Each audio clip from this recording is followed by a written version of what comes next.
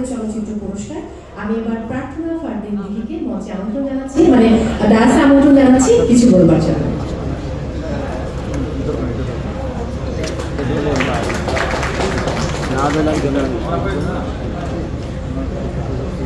আসসালামু আলাইকুম। আসলে আমার সামনে খুব বেশি মানুষ থাকলে কথা বলতে একটু ভয় লাগে, আর যখন দেখি যে আমার কিউতে আরো এত বড় বড় মানুষরা আছে তখন আরো বেশি ভয় লাগে যে কি ভুল ভুল বলে যাবো, যে তারপরে এসে তাদের কথা শুনে মনে হবে অনেক ভুল কথা বলে ফেলেছি। কিন্তু যাই হোক, প্রথমত আমি রিমার ফ্যামিলিতে জয়েন করতে পেরে অনেক বেশি খুশি, এবং সত্যি বলতে গেলে অনেকদিন ধরেই রিমার ফ্যামিলিতে আছি, এবং এটার জন্য আমার মনে হয় যে এই মধ্যে একটা থ্যাঙ্কস পাই আমাদের সবাই।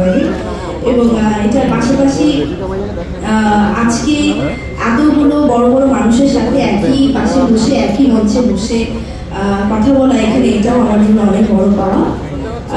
আমি যদি খুব সহজ ভাষায় বলি যে রিমার আপনজন এই কথাটা আসলে আমার কাছে কি, আসলে ব্যাক স্টেজে যখন আমরা গল্প করছিলাম, আমি পূজা আমরা যখন গল্প করছিলাম তখন আমরা ডিসকাস করছিলাম যে আসলে আমাদের আপনজন কারা কিংবা কে। তো আমার যেহেতু এই ইন্ডাস্ট্রিতে অনেক বছর, তো আমি আসলে দেখি ইন্ডাস্ট্রির প্রত্যেকটা মানুষই আমার আপনজন, প্রত্যেকটা মানুষই আসলে আমার সুখে দুঃখে এখনো আমার পাশে থেকেছে সবসময় এবং এখনো থাকে।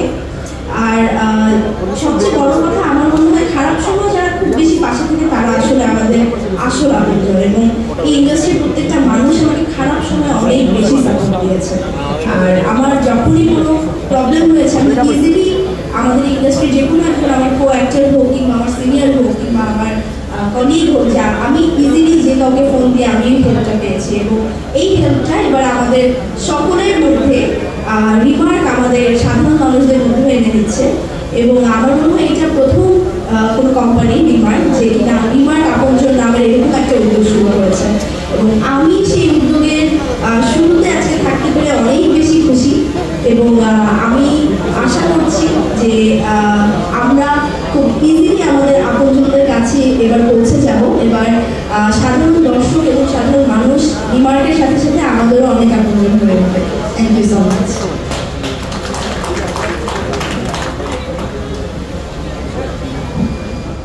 অনেক অনেক ধন্যবাদ দিদিকে। সে বলছিল যে এত মানুষের সামনে কথা বলতে একটু নার্ভাস ফিল করে, কিন্তু কথা শুনে সেটা মনে হয়নি, খুব চমৎকার বলেছে।